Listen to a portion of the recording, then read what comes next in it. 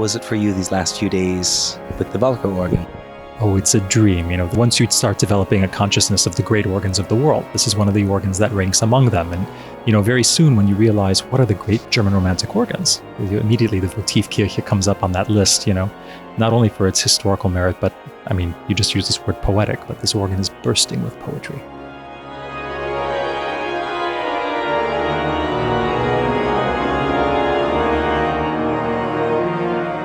The process of registering a program like this is this amazing exploration. Decide which of so many perfect combinations to use.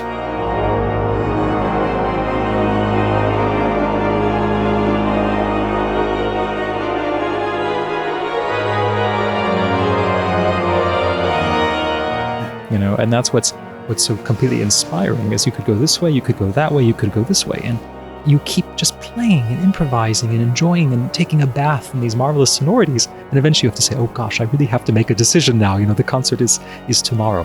But no, it's in that very top rank kind of World Heritage Site organs, you might say.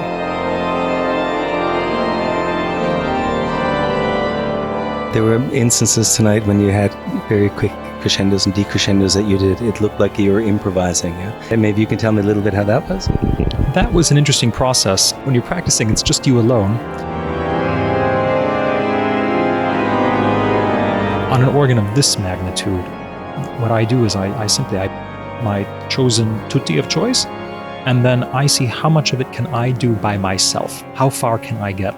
And when I realize eventually how delayed things might be in terms of where my destination sound is for certain moments, then I start thinking, okay, then that's what I need the registrants to help me do. Sometimes it would be nice to be an octopus. Yeah, exactly, that's right.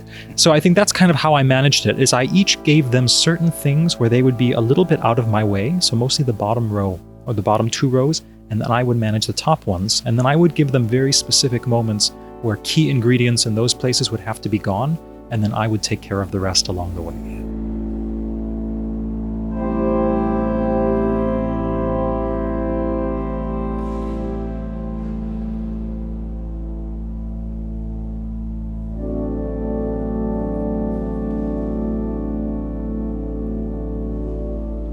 In your opinion, what is the merit of such an instrument for pedagogical purposes? Oh, it's everything.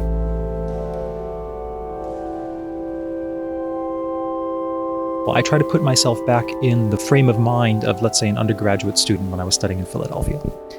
And of course, I learned the Reubke sonata during this time. I think everything else on this program not, but that was a piece, that I first learned on American symphonic organs. And of course, on an American symphonic organ, there's no such thing as a speed limit, right?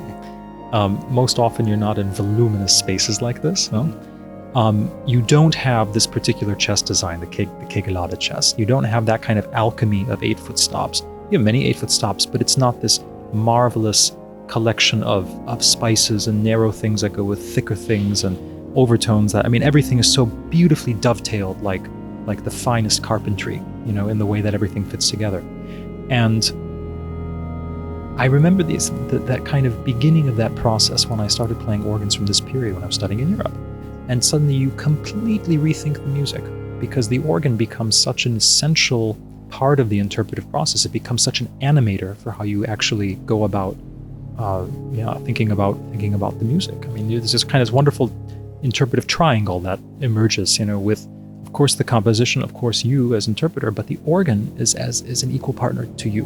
Yeah? You have to figure out a way to kind of release all the potential and to figure out a way in which the organ, as much as you can manage it, is always at ease with what you're doing and feels like it's your partner in crime to make the piece, come off the page. So it's absolutely essential from the perspective of, projecting sounds into the space, of dealing with those sort of sonorities.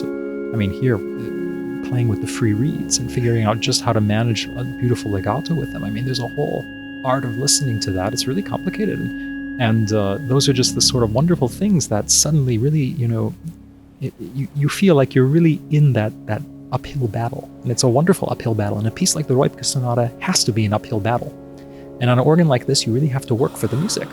And it's a Rolls Royce. It's a glorious experience to play it. But you have to really You have to work for your music. And that is the best experience I think we can have.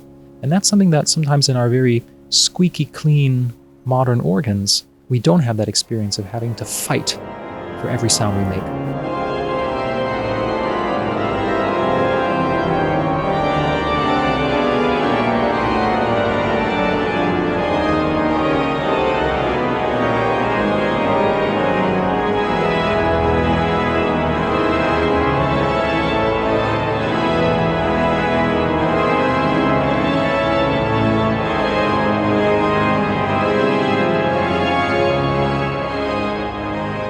And I noticed you were quite a fan of the second manual, the plenum, 16-foot plenum. It's gorgeous. Yeah, this is a sound that I miss in a lot of new organs, I have to say. What a sound. I mean, and that whole ensemble in this organ. So that's one of the things I just find so endlessly engaging to the ear. You know, you don't have the option, I think, with an organ like this, not to listen intently, because the sounds are so engaging. You just say, listen to me, pay attention.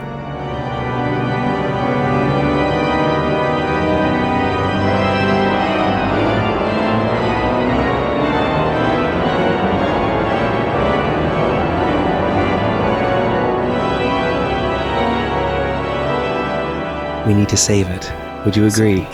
Absolutely. I mean, yeah, there's no question. I mean, this whole constellation of what's here, what surrounds us right now, it's hard to actually think about other places where everything comes together in that perfect sort of way.